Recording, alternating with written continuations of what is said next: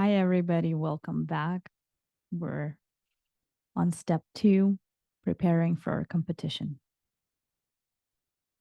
What I find is the most difficult part of relaxation is that we don't know ourselves too well. We're often relying on the outside source, on the public, on the coach, on parents, on friends to tell us who we are, how we are. If nobody cared about the competition, if the spectators weren't there, if the judges didn't know what's right, what's wrong, how would we perform? Now, imagine that the entire arena is in our head and they're all shouting. It's very difficult to concentrate and not get distracted, especially when part of the arena are the fans of an opposing team, or there are people who are eating at us. They're poking at us. They're getting under our skin. How do we deal with that? We're often trying to shut those down, but what we're not realizing that we're only hearing what's already within us. So that means that things that hurt us or things that scare us from outside are already inside us. And if we're fearing it inside of us, then we're fearing it outside. One of the most valuable tools that I ever learned is how to face the fear and how to absorb it. And we're only able to absorb it by relaxation. That's why we are training the skill of relaxation, but we're training it not to relax and rest because that's difficult. You're not supposed to be resting right before your competition. You're supposed to be mobilizing all you have to be able to perform at your peak. Now, in my own experience and from my own research, I have found that the best athletes in the world today or before are able to perform out of relaxation. That means that they're able to be relatively relaxed when they're competing. What relaxation allows us is the elasticity of our body. Our body is able to impact more from a point of relaxation because it's expansion and contraction. So imagine the more air you're able to breathe in, the more air you're able to breathe out. That's your strength. That's your impact. That's your explosive energy. Now, if we're tense and we're not able to fully use our lungs to inhale, we're only able to exhale so much. The lungs are only able to inhale and expand if the muscle of the lung is relaxed enough, if our rib cage is relaxed enough to let in. It's the same for the entire body. We're able to carry just as much oxygen to our muscles and our brain as we are relaxed. Now, when we're tense, the first muscles that tense up are our jaw muscles, and in the back of our neck, the traps are the ones who are going to contract and then pull on the muscles of the rib cage and hold our rib cage very limited. And that's the first thing that's limiting because in the fight or flight, we often hold our breath. When we're scared, we hold ourselves. That means we're holding so we don't move and attract attention. We're holding ourselves we're bracing ourselves to attack. We're also holding our fear so we don't, for example, yell and again, give away our location or give away our fear. If we are breathing and not, if we're breathing but yet we're not relaxed, it's impossible for us to deliver the oxygen to our brain that is responsible for our vision, our cognitive abilities throughout the game, throughout our performance. And so we have this lack of oxygen. When we're talking about our neck and our jaw muscles and our traps, that area, when it becomes too tense, it's not letting oxygen go into our brain. And so, prefrontal and the back of our brain, that is limiting what we're able to notice, how we're able to use things to our advantage. When the brain is not getting enough oxygen, it's not communicating with our muscles very well. So our neural connection becomes very limited because with lack of oxygen, our body is limited to the point where first we could be trapped. Second, we have lack of air, so we're not able to breathe in. For example, if we're underwater, there's multiple messages that the body is digesting as an information about what's happening outside. Moving in a relaxed state is the sense of freedom. When our body is experiencing freedom, it's allowing us to self express. And self expression in sports is the number one strength that you're using in order to compete at the highest level. If you have parts of you that you are suppressing, you're wasting part of your energy. Sometimes it can be even 80%. That's why when you learn how to perform relaxed, you see your results skyrocket. If, however, you're using half of your energy to suppress your other parts, and we're going to talk about it, how to identify the parts and how to deal with it, because there are some pretty parts of us, there are some not so pretty parts. When you are using so much of your energy to hold yourself back, and by holding back, I mean to suppress parts of you, that means that part of your body is holding it elsewhere. Imagine your entire body and you really don't want your pinky to move when you're running. A lot of your attention, even if it's not conscious attention, you're still going to put part of your attention not to move a pinky because I don't know, the coach says when you're running, your pinky is not pretty, or we're talking about a hypothetical situation here, but I'm just illustrating you how things work.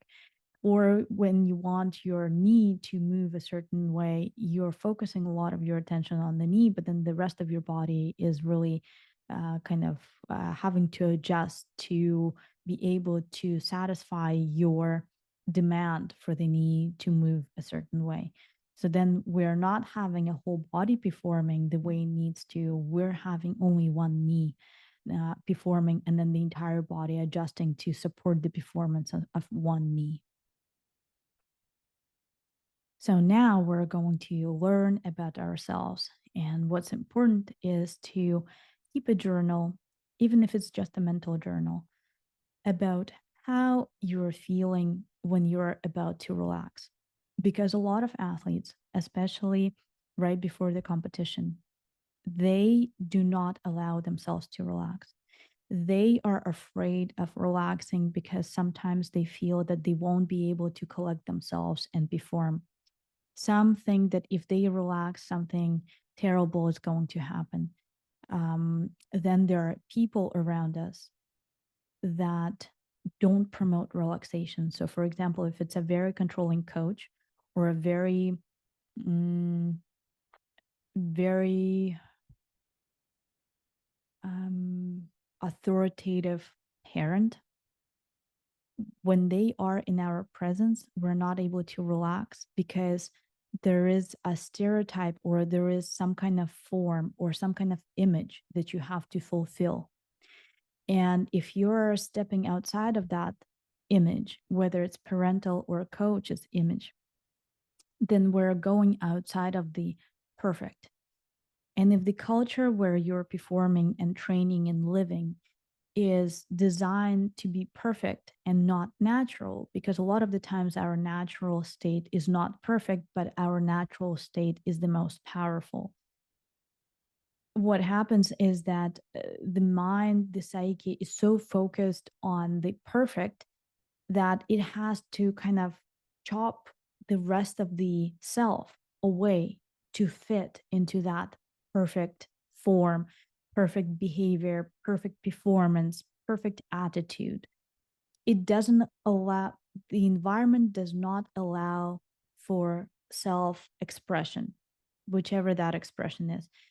And a lot of the times, the parts we're suppressing is not necessarily detrimental to us, but it is out of the, so to say, norm. And norm doesn't mean that normal is perfect. Normal is average, or normal is what's known and cannot go outside of that because it's a standard. And a lot of teams and coaches have a standard. They're not necessarily exploring the athlete. They are a bit rigid in the way what's perfect. When I was competing, my dad, who was also my coach, had a very engineering technique. The way I was racing and riding was meticulously calculated with the laws of physics, with mathematics. There had to be a perfect curve. You know, everything was so precise that in order for me to fit into that, it had to be a huge amount of effort. What happened at one of the World Cups, my coach and I got into an argument. And given it's my dad, so we had a bit of a more heated argument since he is the parent. He left the competition. So I was competing by myself. And what that allowed me is to no longer follow the rigid structure and precise movement. And it allowed me the self expression that was suitable for the time, for the icy conditions, for the change in temperature and the way the landscape changes, a lot of different things. And that was by far one of my best results in my career, is when my self-expression had no limit and was able to interact with the outside world the way I was able to. And that is absorbing the bumps. That was accommodating the change in temperature and the change in the condition of the snow. That was allowing me to select certain parts of the race course where I could push more and relax a bit. So, for example, if I'm going a steep downhill, I can relax a bit because I don't have to push as much. I just have to maintain the speed. But when we're getting into a flatter part of the course, that's when I'm able to push through. And the event was from 7 in the morning until about 4 p.m. So it's a full day event. The concentration of attention and focus had to stretch out for hours. But what it gave me a taste of how it feels to take everything that I've learned from my coach and add on top of it what I was capable of. If the coach is not able to give some wiggle room to the athlete and has a very distinct image of how the technique works, so for example, how you shoot the ball or how you handle the stick or how you shoot the puck, All of these things are holding the athlete back. And if the authority of the athlete, the parent, the club, the fans is overpowering the self-expression of the athlete, if the athlete doesn't know what's hiding beyond the structure that they are already in, they will be fearing their own potential because that potential is outside of what they already can, what they already know. And when we're talking about the fear that's limiting us, the fear of the unknown, a lot of people, a lot of athletes think that what's hiding is something bad. But in athletes, what's hiding is actually really good. But because it's untamed, because it's unknown, we tend to push that away. Give yourself a chance to learn the unknown parts of you that are going to actually accelerate you and propel you and aid you and build on top of everything else that you already know today. But you have to be very gentle with it because these unknown parts are neither good or bad. They're just part of you, but we need to integrate them. We need to add them to who you already are. So, for example, when I was racing, I had a much longer board than any other athlete on the World Cup.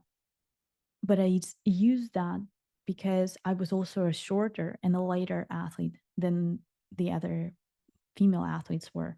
So I had to work with my height, with my weight, and aid with other tools. So I'm able to compete with somebody who's heavier than me and is able to generate speed faster than I did just because of the gravity. One of the ways could have been, I could have gained a lot of weight and gotten all heavier, but I wouldn't be as agile. And I knew that if I was to start changing my body the way I'm used to my own weight, that would ruin my career. So we started working with the equipment that I had.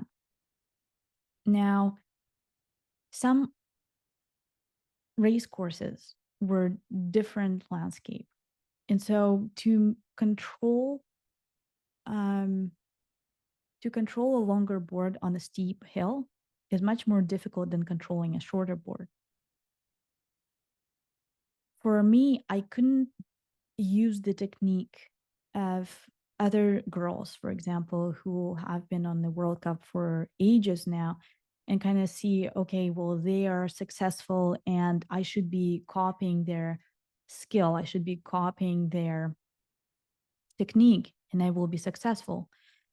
However, I went into an experiment where I had to design my own technique in order to accommodate a different body shape and a different weight, a different length of the board. And on the first sight, when you were to look at me, it would be very unlogical because my trajectory was much farther and it was looking as if I was taking a longer route.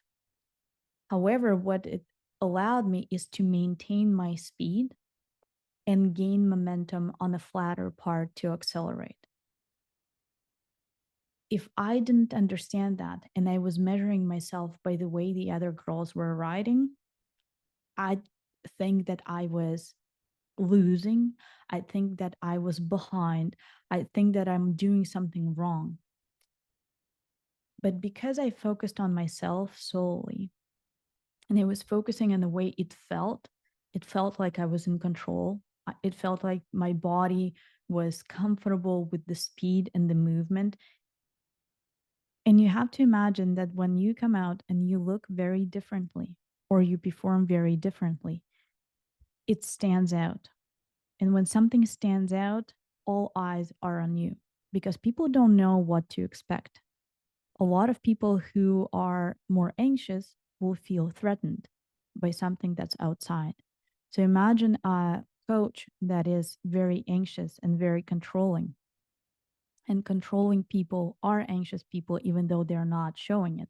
Because generally, if they're in a controlled environment, they feel safe. But anything new, anything outside of the standard, would drag them into this state of uncertainty or losing control. And that's when they're becoming aggressive or become very jittery and very controlling. So they're trying to control the environment. So when the athlete is behaving out of the norm or performing out of the norm or moving out of the norm, the coaches generally tend to pull them back into the standard, into the mold. Now, how you're going to practice that different movement, how you're going to learn about yourself, that's up to you. It can be a practice with a different coach, it can be a soul practice where you just explore how your body moves and you're learning about yourself that way. Your main thing is to be able to trust yourself and then to convince others to trust you, especially the coach, because the coach athlete dynamic is one of the most difficult one, because the coach has to trust the athlete that they are um, solid in their performance, in their feeling of their body, and in their vision of how they're impacting the team, the game, and so forth. But we're going to talk about it later. So let's focus on the main thing that we're training in step two. And step two is we're learning about unknown parts of you. I highly recommend you write that down. But if you're not a writing person, at least speak to your phone and write that down. It's very difficult to do it just in your head. But, I'm not here to force you to do anything. We're collaborating here. When we're exploring our parts, we're exploring all our parts. We're exploring the part that is afraid, and we write it down. There's a part of me that is afraid. There's a part of me that knows better. There's a part of me that's rebelling against what the coach is saying. There's a part of me that doesn't want to disappoint a parent. There's a part of me that really wants the recognition of the fans. There's a part of me that spends extra hours after training and wants to be the best. There's a part of me that is so tired now that doesn't want anything anymore. And the more parts of you that you're able to put on paper, you get to know them. How does it feel? The part that really wants the recognition of the fans. How do I feel about it? Where does it live in my body? How does my body feel when that part comes to the fore? Because what happens is that there's nothing scary about having all these parts as long as they're communicating with each other, and you can pick and choose which part is able to come for and be the dominant part in that very moment. Because sometimes you want the part that is bratty to come on the ice if you're a hockey player and just destroy the opponent and be very sturdy on your ski and be very sturdy on your skates. And that's the part that is needed right now. But what if this part comes out and is very aggressive and starts being very aggressive to the referee, and you're not able to control it, you're not able to negotiate with that part? That's when it becomes scary, because then that part is detrimental to you, because then you'll have a penalty. If you're learning all these parts and you're expanding your space and giving it room to exist without having to suppress it or push it out or try not to notice it, they'll constantly be scratching at you, because the part that wants to be dominant and wants to have the spotlight, it will constantly be nagging at you. And then you will see that part in your fans, you will see it in your teammates, because it's something that you're so desperately trying not to notice. But the consciousness, the psyche is still picking on the signs, and you won't be able to escape it. And that's what's going to irritate you, distract you, annoy you, and bring you out of the present moment and get your A game out of the game. Before the competition, you have to know as many parts of you as possible. You won't know them all right here and now, but you're going to invite them and drag them out. Well, Drag them out is not a good word. Invite them out. Invite them out, get to know them, learn how to negotiate with them, because the skill of giving one part or the other the place to act. Imagine you're having a whole crew of artists and you have this theater performance and you have all these actors. If all of them start coming out and singing and acting and dancing all at the same time, it becomes chaotic. But if you're creating a play where each one of the actors has a role and a time to perform, that everybody feels included, everyone feels empowered, and everyone is working together, because that's what's creating a successful play. If actors are not coordinated, not rehearsed, they won't be able to give a great impression and create a whole play, a wholesome play.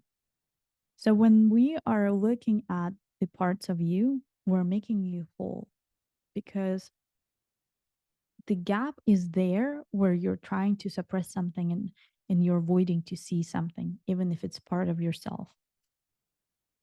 We all have different parts. I have, some nasty parts. I have parts that get angry and explode. I get parts that get irritated and just wants to leave the room. All of these, when they come up in a situation where they're unwanted, we just need to know that they're there. And it's almost like a round table where you have everybody and nobody is at the head of the table. When you have all your parts coordinated, everybody has a say which part is the most necessary right now. And so, with that, when you're coming with an understanding to a competition that you have this whole team behind you, and the whole team is all parts of you, because each one of these parts wants you to succeed. It's just each one of these parts knows better.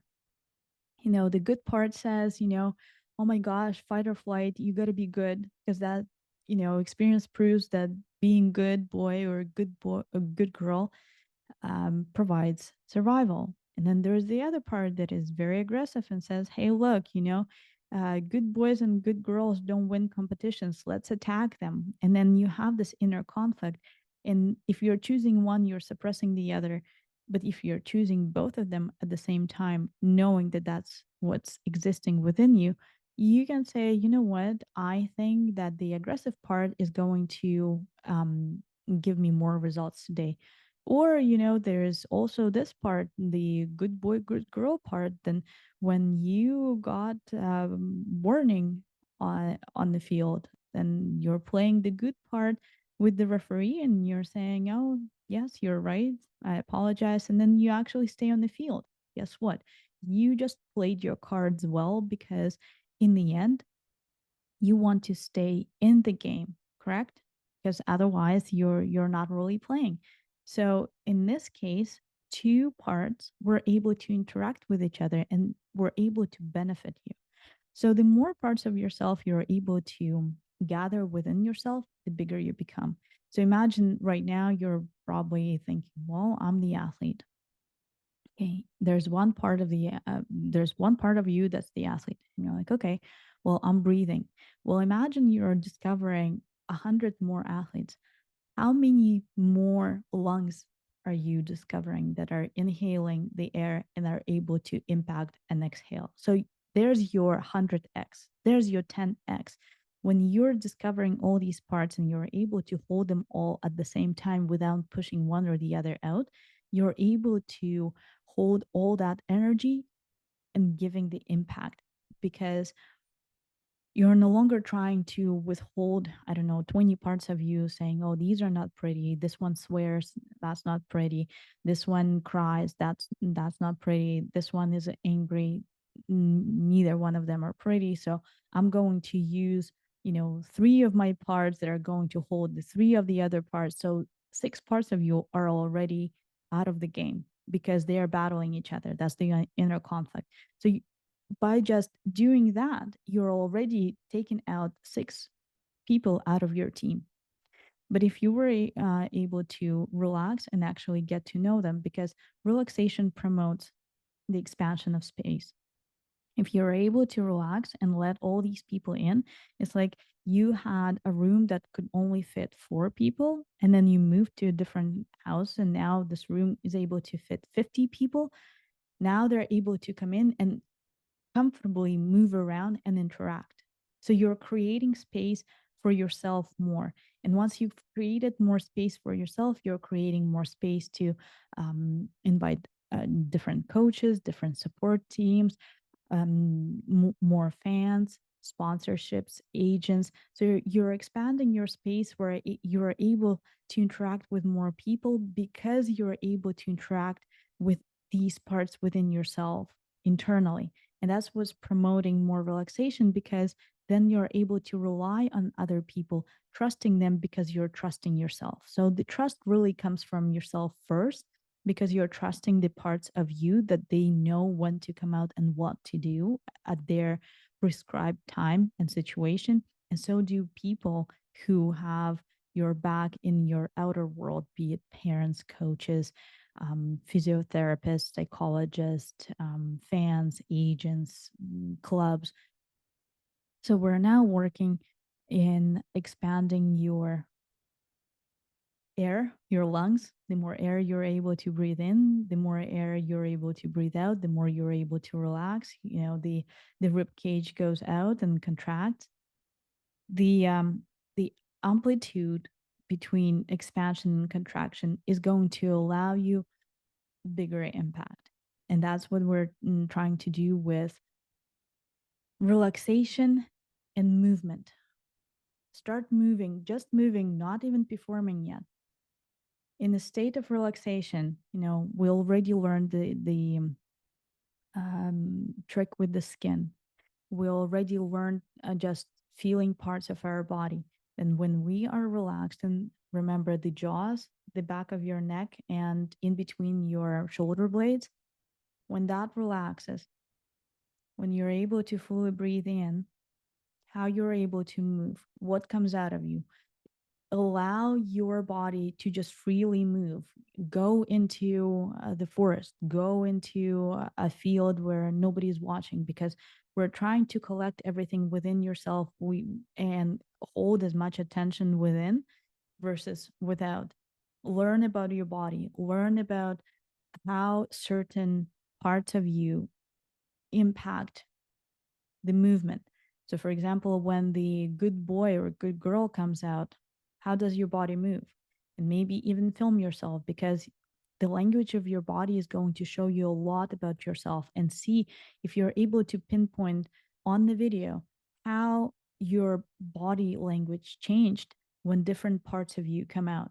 When the good boy comes out, they're probably their round shoulders. We're suppressing ourselves. We're not breathing because um, we're not allowing part of ourselves that suppressed aggression. So we always have polarities. The good boy will have the polarity of bad boys. So bad boy is aggressive, good boy is very timid. So how do we do that? And how one suppresses the other, and how our body reflects that. The good boy would be having a posture of round shoulders, maybe a shorter neck, and how you're moving and what you're thinking and how that's impacting you. And then again, the aggressive girl or boy, how do they come out? How do they move? Are their shoulders more, I don't know, spread, but then maybe their movements are a bit more rigid. Every part of you will be reflected in your body, and then you're able to coordinate that based on the situation you're facing. Um, One last tool that you're able to use to help you relax and move, and not relax and rest. So we're focusing on relax and move. If you're somewhere where nature is very close, I'm super lucky I'm in Vancouver, and that's why I chose it. The nature here is very lush. And when you're walking around, and the nature, Mother Nature gives you everything for free. You're walking around, you're breathing in You're touching, you're seeing the water, you're seeing the lush forest, you're able to touch the grass, you're able to touch the leaves. See how that's fulfilling you. See what's coming out of you, and don't be afraid, because if an angry part of you comes out, then let it come out and see, how it moves, what it is, how you're what it needs, how you're able to work with it, and why you're suppressing it, and who doesn't approve that part of you that most likely will help you in your competition. Because parts that are angry, for example, or parts that are very mm, frustrated, they hold a lot of energy in them, and it requires a lot of energy to suppress them. So it has to be an equal force to be able to neutralize them. So if it's an angry, I don't know, 100-ton part, then you're using 100-ton of other part to be able to suppress it. So there's 200 tons that you're already missing out on. So let it come out, and see how that will affect the muscles. Where does it live? How you start moving? Why is it so scary for you to let it out? And then write it all out. A lot of people don't like journaling. Athletes don't like journaling. I hear you. But unless you're able to talk about it with somebody, journaling is your best companion in self exploration and eventually in self actualization. So please, please, please do that, because you will instantly, I swear, instantly see such a big progress and so much more energy without any energy drinks or coffees or any medication to get you going. And then you will feel such a relief, because you're no longer using at least two parts of you that are conflicting to draw energy away. Now you can use all that energy towards your performance, and it's going to show you what you're actually capable of. That's it for today. I'd say we have about 7 more steps to go through. I'm not sure. I'm going to see how um, the series work and see how you're progressing. Let me know either in the comments or the email how you're feeling, what you discovered, what you were surprised about, what you're still not certain about and are a bit cautious. We'll address those. And any feedback that I receive from you is very valuable, because that allows me to tailor the material for you. And it just makes me happy that I am contributing to your success. So I'll be a bit selfish here. Until next time.